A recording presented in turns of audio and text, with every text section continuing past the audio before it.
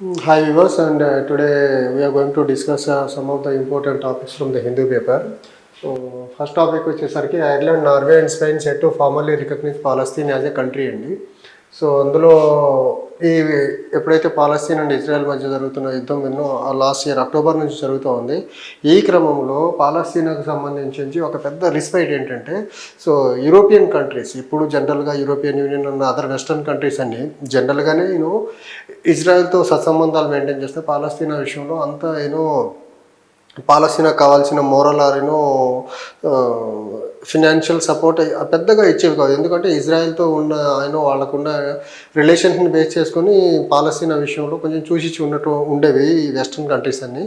ఇప్పటికైతే ఆ ఇజ్రాయెల్ని పాలస్తీనాని ఆల్మోస్ట్ 143 కంట్రీస్ రికగ్నైజ్ చేసాయి. కానీ కష్టకాలాల్లో ఉన్న పాలస్తీనాకి పర్టికులర్లీ ఏదైతే Ireland, Norway and Spain recognize చేసి పెద్ద బూస్ట్గా చూడాల్సి ఉంటుంది. అది చాలా మోరల్ బూస్ట్గా చూడాల్సింది. ఎందుకంటే ఆల్మోస్ట్ హమాస్కి తర్వాత ఇజ్రాయల్కి జరుగుతున్న యుద్ధంలో సివిలియన్స్ ఆల్మోస్ట్ ఇప్పటికి ఒక 35,000 మంది సివిలియన్స్ చనిపోయి ఉన్నారు. ఈ క్రమంలో ఇలాంటి రికగ్నేషన్ ఖచ్చితంగా పాలస్తీనా సివిలియన్స్కి ఖచ్చితంగా ఒక హెల్పింగ్ హ్యాండ్ ఇచ్చినట్టే చూడాల్సి ఉంటుంది. అండ్ ఈ అఫీషియల్గా మే 28న ఈ అఫీషియల్ రికగ్నేషన్ని ఈ 3 కంట్రీలు గుర్తించబోతున్నాయి. సో దీనివల్ల ఖచ్చితంగా ఇజ్రాయెల్ మీద కొంత ఒత్తిడి పెరిగి ఖచ్చితంగా హమాస్ మీద జరుగుతున్న యుద్ధం ఏదైతే ఉందో దానివల్ల పాలస్తీనాలో సివిలియన్స్ ఎక్కువ నష్టపోతున్నారు. ఇప్పటి వరకు జరిగిన ఆ వార్లో హమాస్కి ఇజ్రాయెల్కి మధ్య జరుగుతున్న వార్లో పర్టికులర్లీ ఎక్కువగా చనిపోయింది మహిళలు, తర్వాత చిన్నపిల్లలు. సో దీన్ని బేస్ చేసుకొని ఈ పర్టికులర్ రికగ్నిషన్ వల్ల ఈ 3 యూరోపియన్ కంట్రీస్ గుర్తింపు వల్ల పాలస్తీనాను ఒక స్టేట్గా రికగ్నైజ్ చేయడం వల్ల ఖచ్చితంగా కొంచెం ఇజ్రాయెల్ మీద ఒత్తిడి పెరిగి దాడుల్ని తగ్గించి అక్కడ సివిలియన్స్ యొక్క ప్రాణాలను కాపాడేదానికి ఆస్కారం ఉంటుందండి. నెక్స్ట్ టాపిక్ వచ్చేసేసి ఆంధ్రప్రదేశ్ రీఆర్గనైజేషన్ యాక్ట్ గురించి అండి. ఆల్మోస్ట్ ఆంధ్రప్రదేశ్ తెలంగాణకి 10 years అవుతుంది. అండ్ ఆ ఫ్యూ డేస్ మనం డిస్కస్ చేసాం. Capital common capital Hyderabad June 2 నుంచి అయిపోతుంది. తర్వాత హైదరాబాద్ అనేది క్యాపిటల్ ఆఫ్ తెలంగాణగా ఉంటుంది. ఆంధ్రప్రదేశ్ క్యాపిటల్ విషయంలో నెక్స్ట్ గవర్నమెంట్స్ డిసైడ్ చేసుకోవాల్సి ఉంది. కానీ when it comes to other issues of the AP reorganisation act, ప్రధానంగా మనకు ఇక్కడ ఉన్న సమస్యలు ఏంటంటే షెడ్యూల్ 9 and 10 10లో పెట్టిన ప్రధానంగా ఉన్న అంశాలు ఏంటంటే డెట్స్, లయబిలిటీస్ విషయంలో 2 రాష్ట్రాల మధ్య ఇప్పటికీ ఒక కామన్ అండర్స్టాండింగ్ రాలేదు. అది ప్రధానంగా ఉన్న విషయం. అది కాకుండా సెంట్రల్ గవర్నమెంట్ ఆర్గనైజేషన్స్ ఏవైతే ఉన్నాయో, బిల్డింగ్స్ ఏవైతే ఉన్నాయో ఆ 2 అంశాల్లో కూడా 2 రాష్ట్రాల మధ్య ఈ రోజుకి ఒక కంక్లూషన్కి రాలేదు. ఒక సెక్రటేరియట్ విషయంలో మాత్రం సెక్రటేరియట్ బిల్డింగ్ని ఆంధ్రప్రదేశ్ తెలంగాణకి ఇచ్చేసింది. దాని వరకు క్లియర్ అయిపోయింది.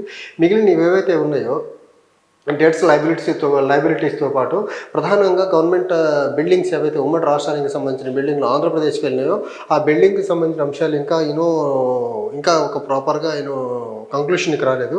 అపార్ట్ ఫ్రమ్ దాట్ ఏదైతే సెంట్రల్ గవర్నమెంట్ నుంచి రావాల్సిన ఇన్స్టిట్యూట్స్ ఏవైతే రావాలో, పర్టికులర్లీ మన తెలంగాణకి తీసుకుంటే బయ్యారం స్టీల్ ప్లాంట్ కానివ్వండి, తర్వాత ఖమ్మం జిల్లాకు రావాల్సిన బయ్యారం స్టీల్ ప్లాంట్ కానివ్వండి, ITIR కానివ్వండి, లేకపోతే Indian institute of management IIM కానివ్వండి, ఇవి తెలంగాణకి రాలేదు. ఇవి కాకుండా తెలంగాణలో ఉన్నటువంటి ఏదైతే హైదరాబాద్ సరౌండింగ్లో ఉన్న ఆర్గనైజేషన్ కొన్ని బిల్లులో పొందుపరిచిన ఇన్స్టిట్యూట్స్ కొన్ని ఉన్నాయి.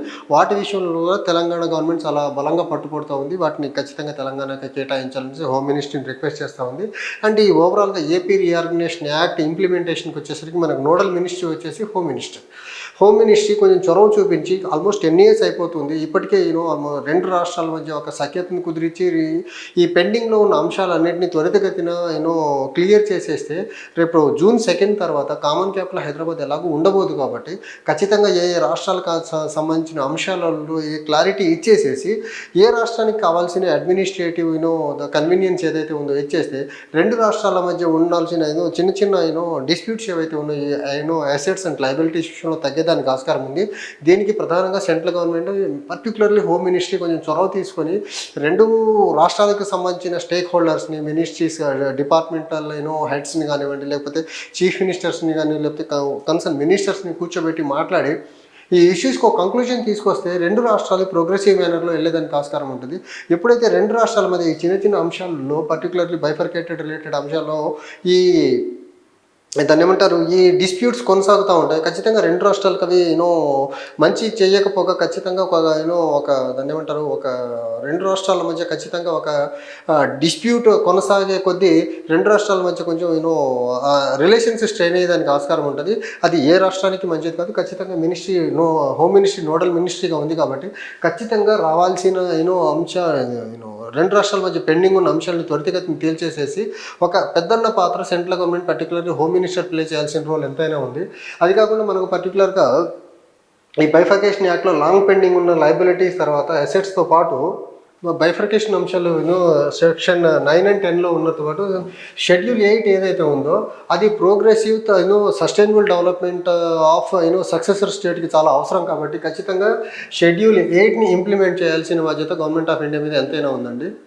నెక్స్ట్ టాపిక్ వచ్చేసి ఈరోజు ప్రధానంగా మనకు పేపర్లో కనిపించింది JPC joint parliamentary committee. Joint parliamentary committee అనేది జనరల్గా ఏదైనా పెద్ద issue or corruption related issue జరిగినప్పుడు జనరల్గా పార్లమెంట్లో పార్లమెంటేరియన్స్ కానీ లేకపోతే అవుట్ సైడ్ నుంచి ఒక డిమాండ్ వస్తుంది జాయింట్ పార్లమెంటరీ కమిటీ కాన్స్టిట్యూట్ చేయాలనేసి. జనరల్గా జేపీసీని కాన్స్టిట్యూట్ చేయాలంటే దేర్ ఆర్ 2 మెథడ్స్ యాక్చువల్గా. ఒకటి presiding officers of the both the house Lok Sabha speaker కానివ్వండి లేకపోతే రాజ్యసభ చైర్పర్సన్ కానీ ఒకళ్ళకొకళ్ళు ఒక ఇష్యూ వాళ్ళ నోటీస్కి వచ్చినప్పుడు వాళ్ళ వద్ద పరస్పర లెటర్స్ రాసుకొని ఒక కమిటీ ఫామ్ చేయాలని డిసైడ్ చేయొచ్చు. లేకపోతే పార్లమెంటు ఆ ఏదైనా ఇష్యూ పార్లమెంట్ నోటీస్కి వచ్చినప్పుడు పార్లమెంట్లో డిమాండ్ ఎక్కువగా జరిగితే పార్లమెంటు ఆ ఎఫెక్ట్కి తగినట్టుగా ఒక బిల్ పాస్ ఒక మోషన్ పాస్ చేయగలిగితే జేపీసీని కాన్స్టిట్యూట్ చేసేదానికి ఆస్కారం ఉంటుంది. సో జేపీసీలో జనరల్గా మనకు 30 మెంబర్స్ ఉంటారండి. 30 మెంబర్స్లో 20 మెంబర్స్ వచ్చేసి లోక్సభ నుంచి ఉంటారు, తర్వాత 10 మెంబర్స్ వచ్చేసి రాజ్యసభ నుంచి ఉంటారు. అండ్ ఈ 20 మెంబర్స్ని జేపీసీ చైర్పర్సన్గా ఎవరు ఉండాలి అని డిసైడ్ చేసేది మాత్రం లోక్సభ స్పీకర్ డిసైడ్ చేస్తారండి చైర్పర్సన్ ఎవరు ఉండాలనేసి. సో దీని పని ఏంటంటే వీళ్ళకి ఇచ్చిన టాస్క్ని డీటెయిల్డ్గా స్టడీ చేసి రిపోర్ట్ని మళ్ళీ హౌస్కి సబ్మిట్ చేస్తుంది. ఆ హౌస్ తర్వాత దాని మీద చర్యలు తీసుకుంటుంది. సో జేపీసీ అనేది జనరల్గా బయట నుంచి వచ్చే డిమాండ్స్ మీద, ఎనీ కరప్షన్ ఇష్యూ మీద కానివ్వండి, ఎనీ స్కాండల్ ఇష్యూస్ మీద కానివ్వండి, లేకపోతే దేశానికి సంబంధించిన ఏదైనా పెద్ద అంశాల గురించి చర్చ బయట విస్తృతంగా జరిగినప్పుడు దాని మీద ఒక బయట నుంచి వచ్చే డిమాండ్ పరంగా నేను ఇందాక చెప్పినట్టు రెండు హౌస్లో ప్రిసైడింగ్ ఆఫీసర్స్ డిసైడ్ అయ్యి అన్న కాన్స్టిట్యూట్ చేయొచ్చు, లేకపోతే హౌస్ మోషన్ పాస్ చేసన్నా జేపీసీని కాన్స్టిట్యూట్ చేసేదానికి అవకాశం ఉంటుంది. జనరల్గా ఇందులో 30 మెంబర్స్ ఉంటారు, 10 members from the Rajya Sabha and remaining 20 members from the Lok Sabha ఉంటారు. అండ్ జేపీసీ చైర్మన్గా ఎవరు ఉండాలనేది మాత్రం లోక్సభ స్పీకర్ డిసైడ్ చేస్తారు. సో నెక్స్ట్ టాపిక్ వచ్చేసి RBI transfer rupees 2.10 CR almost 2,10,8,874 కోట్లు సర్ప్లస్ ఆర్బీఐ దగ్గర ఉన్న సర్ప్లస్ అమౌంట్ని మనకు గవర్నమెంట్ ఆఫ్ ఇండియా ట్రాన్స్ఫర్ చేసింది for the financial year 2024. And ఇదే ఆర్బీఐ ఫైనాన్షియల్ ఇయర్ 2023కి వచ్చేసరికి ఆర్బీఐ నుంచి గవర్నమెంట్ ఆఫ్ ఇండియా ట్రాన్స్ఫర్ చేసిన అమౌంట్ ఎంత అంటే 87,000+ crores అండి. సో ఇది మెయిన్లీ ఏంటంటే ఈ ట్రాన్స్ఫర్ చేసిన అన్ని గవర్నమెంట్ ఫిజికల్ కన్సాలిడేషన్కి హెల్ప్ అవుతుంది గవర్నమెంట్ ఆఫ్ ఇండియాకి. సో జనరల్గా ఇది ఆర్బీఐ దగ్గర ఉన్న సర్ప్లస్ అమౌంట్ని గవర్నమెంట్ ఆఫ్ ఇండియాకి ట్రాన్స్ఫర్ చేయాలనే మెకానిజం ఏదైతే ఉందో ఇది జనరల్గా capital framework mechanism adopted by RBI in 2019 అండి. ఇది ఎకనామిక్ క్యాపిటల్ ఫ్రేమ్వర్క్ ఏదైతే మెకానిజం తీసుకొచ్చేదానికి ఆర్బీఐ ఒక కమిటీ వేసింది. ఆ కమిటీ పేరు వచ్చేసి బిమల్ జలాన్ కమిటీ. 2019లో ఈ కమిటీని వేశారు. ఈ కమిటీ జనరల్గా so section 47 of the RBI act 1934 కింద పనిచేస్తుందండి. ఈ ఎకనామిక్ ఫ్రేమ్వర్క్ కమిటీ ఏదైతే ఉందో అది section 47 of the RBI act 1934 కింద పనిచేస్తుంది. ఈ కమిటీని కాన్స్టిట్యూట్ ఈ ఫ్రేమ్వర్క్ని తీసుకొచ్చిన కమిటీ మాత్రం economic Bimal Jalan committee. So RBI దగ్గర ఉన్న సర్ప్లస్ మనీ ఎలా జనరేట్ అవుతుంది ఆర్బీఐ అంటే ఆర్బీఐ తన దగ్గర ఉన్న తన అసెట్స్ ఏవైతే ఉన్నాయో అవి ఫారిన్ కానివ్వండి డొమెస్టిక్ అసెట్స్ నుంచి వచ్చే ఇంట్రెస్ట్ రూపంలో వచ్చిన డబ్బు జనరల్గా ఆర్బీఐ దగ్గర ఉంటుంది. ఆర్బీఐ తన దగ్గర ఉన్న ఎక్సెస్ అమౌంట్ని గవర్నమెంట్ ఆఫ్ ఇండియా ట్రాన్స్ఫర్ చేస్తుంది. So that government of India తన ఫిజికల్ కన్సల్టేషన్కి ఈ అమౌంట్ని యూజ్ చేసుకుంటూ ఉంటుందండి. ఇది ఒక యాన్యువల్ ఫినామినాగా మారిపోయిందండి. అండ్ ఈ యాన్యువల్ ఫినామినాని ఎవ్రీ 5 years ఒకసారి ఈ ఎకనామిక్ క్యాపిటల్ ఫ్రేమ్వర్క్ని రివ్యూ చేయాలని బిమల్ జలాన్ కమిటీ అప్పట్లో మనకు కమిటీ రిపోర్ట్ ఇచ్చినప్పుడే చెప్పింది. సో ఎవ్రీ 5 years ఒకసారి ఈ ఎకనామిక్ క్యాపిటల్ ఫ్రేమ్వర్క్ మీద రివ్యూ జరుగుతూ ఉండి వచ్చే చేంజెస్ని బేస్ చేసుకొని క్యాపిటల్ ఏదైతే గవర్నమెంట్ ఆఫ్ ఆర్బీఐ నుంచి గవర్నమెంట్ ఆఫ్ ఇండియా ట్రాన్స్ఫర్ అవుతుందో సో చేంజెస్ మళ్ళీ వచ్చే కమిటీ రికమెండ్ చేసే దాని ప్రకారం మళ్ళీ చేంజెస్ అవుతూ ఉంటుందండి. ఐటమ్ న్యూస్ ఐటమ్ వచ్చేసరికి BIMSTEC gets the legal personality after charter comes into force అండి. బిమ్స్టెక్ అంటే bay of Bengal initiative for the multi sectoral technical and economic cooperation అండి. ఇది జనరల్గా బిమ్స్టెక్లో member countries south Asia as well south Asian countries ఉంటాయి. There are 7 countries ఉన్నాయండి. ఈ BIMSTEC వచ్చేసి ఫామ్ అయింది వచ్చేసి 1997లో. కానీ 1997లో ఫామ్ అయినా కానీ ఈ రోజుకి ఒక కామన్ చార్టర్ రాకపోవడం వల్ల దీనికి లీగల్ పర్సనాలిటీ అనే ఒక షేప్ ఇవ్వలేదు. సో బిమ్స్టెక్లో ఉన్న కంట్రీస్ వచ్చేసరికి Bangladesh, Bhutan, Sri Lanka, Nepal, Thailand, Myanmar and India అండి.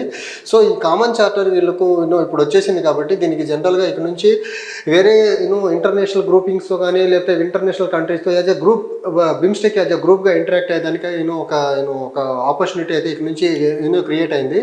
జనరల్గా ఇక్కడ ఈ మెయిన్ ఆబ్జెక్టివ్ ఏంటంటే మనకు ఇక్కడ బిమ్స్టెక్లో ఇండియా ఉండటం వల్ల దీనికి మన ఇండియా యొక్క ఫారిన్ పాలసీలో నైబర్హుడ్ ఫస్ట్ పాలసీ ఒకటి ఉంది, యాజ్ వెల్ యాజ్ మనకు యాక్ట్ ఈస్ట్, అంతకుముందు లుక్ ఈస్ట్ పాలసీ ఉండేది. దాన్ని నరేంద్ర మోదీ గారు 2014లో ప్రైమ్ మినిస్టర్ అయిన తర్వాత దాన్ని యాక్ట్ ఈస్ట్గా మార్చారు. సో యాక్ట్ ఈస్ట్ పాలసీకి as well as neighbourhood first policy and neighbourhood first policy అనేది కూడా నరేంద్ర మోదీ గారు ప్రైమ్ మినిస్టర్ అయినప్పుడు 2014లో తీసుకొచ్చిన ఒక యాక్ట్. అది నైబర్హుడ్ ఫస్ట్ అనే ఒక priority as well as look ఈస్ట్ని యాక్ట్ ఈస్ట్గా మార్చారు. జస్ట్ లుక్ ఈస్ట్గా కాదు, యాక్ట్ ఈస్ట్ అంటే జస్ట్ లుక్ కాకుండా మనం యాక్ట్ చేసి చూపించాలని దాన్ని లుక్ ఈస్ట్ని కాస్త యాక్ట్ ఈస్ట్గా మార్చారు. సో మనకు మెయిన్లీ ఇక్కడ neighbourhood first as well as act east పాలసీస్కి చాలా దగ్గరగా ఉండే ఇంటర్నేషనల్ ఆర్గనైజేషన్ ఏదైనా ఉందా ఇండియా అసోసియేట్ అయిన అంటే మనం బిమ్స్టెక్గా చూడాలండి. ఇది mainly people to people interaction కానీ లేకపోతే ఎకనమిక్ కోఆపరేషన్, హెల్త్ పరమైన కోఆపరేషన్, తర్వాత అగ్రికల్చరల్ కోఆపరేషన్, లేకపోతే టెక్నాలజికల్ ఎక్స్చేంజెస్, ఇలాంటి చాలా విషయాల్లో ఈ గ్రూప్ ఆఫ్ కంట్రీస్ అన్నీ ఒకరినొకరు ఎక్స్చేంజ్ చేసుకొని రీజనల్ సస్టైనబుల్ గ్రోత్కి హెల్ప్ అయ్యేదానికి ఆస్కారం ఉందనేసి బిమ్స్టెక్ యొక్క ఆబ్జెక్టివ్ అండి. ఓకే, మనకు నెక్స్ట్ టాపిక్ వచ్చేసి ప్రొడక్షన్ లింక్డ్ ఇన్సెంటివ్ స్కీమ్ అండి. ఇది జనరల్గా 2020లో కోవిడ్ టైంలో ఇండియాలో ఒక మ్యానుఫ్యాక్చరింగ్ బేస్ పెంచాలనే ఒక ఉద్దేశంతో ఎంప్లాయ్మెంట్ జనరేట్ చేయాలా, తర్వాత ఇండియన్ యొక్క మ్యానుఫ్యాక్చరింగ్ ఇండస్ట్రీని గ్లోబల్ కాంపిటేటివ్ ఫీల్డ్లోకి తీసుకురావాలనే ఒక ఉద్దేశంతో ప్రొడక్షన్ లింక్డ్ ఇన్సెంటివ్ స్కీమ్ని స్టార్ట్ చేశాడు. ప్రొడక్షన్ లింక్డ్ ఇన్సెంటివ్స్ ఏం లేదండి, ఏదైతే కంపెనీస్ ప్రొడక్షన్స్ చేస్తుంటాయో వాటి మీద incentives based on their performance వాళ్ళకి ఇన్సెంటివ్స్ ఇస్తారు. అది 5 years ఇవ్వాలనే ఒక ఉద్దేశంతో ప్రొడక్షన్ లింక్డ్ ఇన్సెంటివ్ స్కీమ్ని 5 yearsకి స్టార్ట్ చేశాడు. అది 2020లో స్టార్ట్ అయింది, అది 2025లో ఎండ్ అవబోతుంది. సో దీన్ని ఇంకొక 1 year or 2 years ఎక్స్టెండ్ చేయాలనే ఒక ఉద్దేశంతో గవర్నమెంట్ ఉంది. ఇండస్ట్రీస్ నుంచి వచ్చిన రిక్వెస్ట్ని బేస్ చేసుకొని జనరల్గా మనకి ఏదైతే ఒక ఇండస్ట్రీకి ప్రొడక్షన్ లింక్డ్ ఇన్సెంటివ్ కింద వచ్చిన తర్వాత దానికి ఫ్లెక్సిబుల్గా ఎనీ 5 years 2021లో స్టార్ట్ అయితే అది 2025కి ఎండ్ అవుతుంది, 2021లో స్టార్ట్ అయితే 26కి ఎండ్ అవుతుంది. అలా ఒక ఫ్లెక్సిబుల్ టైం ఇచ్చారు. అలా మన ఇండియాలో వచ్చే ప్రొడక్షన్ లింక్డ్ ఇన్సెంటివ్స్ కింద స్టార్ట్ అయిన ఇండస్ట్రీలో యాపిల్ వచ్చేసి మనకు 2021లో స్టార్ట్ అయింది, 2026కి ఎండ్ అవుతుంది. సామ్సంగ్ 2020లో స్టార్ట్ అయింది, అది 2025, అంటే ఫ్లెక్సిబుల్ 5 years అనమాట. 2020లో స్కీమ్ వచ్చింది కాబట్టి అన్ని ఇండస్ట్రీస్ 2020లోనే ఈ స్కీమ్ కిందకి వచ్చి స్టార్ట్ చేయాలని లేదు. ఎనీ ఫ్లెక్సిబుల్ 5 yearsలో 25 years కింద 5 years ఈ స్కీమ్ని అవైల్ చేసుకోవచ్చు companies. So major objective of production linked incentive scheme వచ్చేసి అప్పట్లో మనకు ఇండియాని సెల్ఫ్ రిలయంట్ ఇండియా, ఆత్మనిర్భర్ భారత్గా నిలబెట్టాలి ప్రపంచంలో ఒక ఉద్దేశంలో భాగంగా ఈ ప్రొడక్షన్ లింక్డ్ ఇన్సెంటివ్ స్కీమ్ని తీసుకురావడం జరిగింది కోవిడ్ టైంలో. సో దీనివల్ల ఇండియాలో ఒక మ్యానుఫ్యాక్చరింగ్ లెవెల్స్ పెరుగుతుంది, మ్యానుఫ్యాక్చరింగ్ బేస్ పెరుగుతుంది. అట్ ద సేమ్ టైం ఆ మ్యానుఫ్యాక్చరింగ్ కూడా గ్లోబల్ కాంపిటేటివ్నెస్ని తట్టుకునే విధంగా తయారు చేయాలని ఒక ఉద్దేశంతో తీసుకొచ్చారు. దీనివల్ల ఎంప్లాయ్మెంట్ జనరేషన్ అవుతుంది.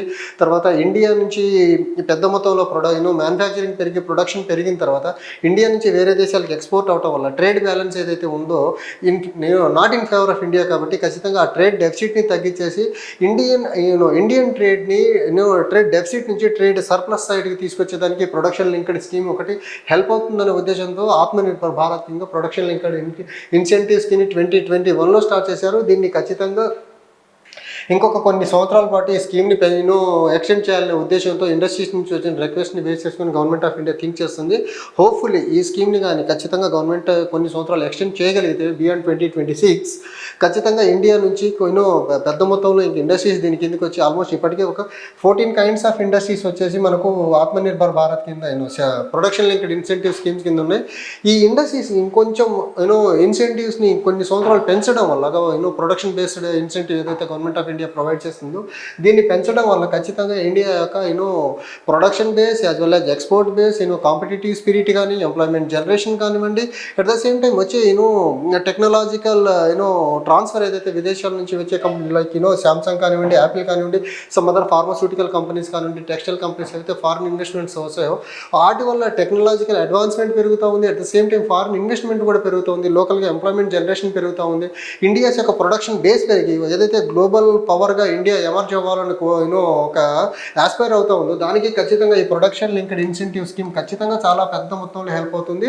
ఖచ్చితంగా హోప్ఫుల్గా ఈ స్కీమ్ని కొన్ని సంవత్సరాలు ఎక్స్టెండ్ చేయడం వల్ల ఖచ్చితంగా ఇండియా యొక్క మ్యానుఫ్యాక్చరింగ్ బేస్ వైడెన్ అయ్యి ఇండియా యొక్క మ్యానుఫ్యాక్చరింగ్ బేస్ గ్లోబల్ స్కేల్కి ఈక్వల్గా మ్యాచ్ అయ్యేదానికి ఆస్కారం ఉంటుంది. ప్రొడక్షన్ లింక్డ్ ఇన్సెంటివ్ స్కీమ్ని కంటిన్యూ చేయగలిగితే. This is all for today అండి. Thank you.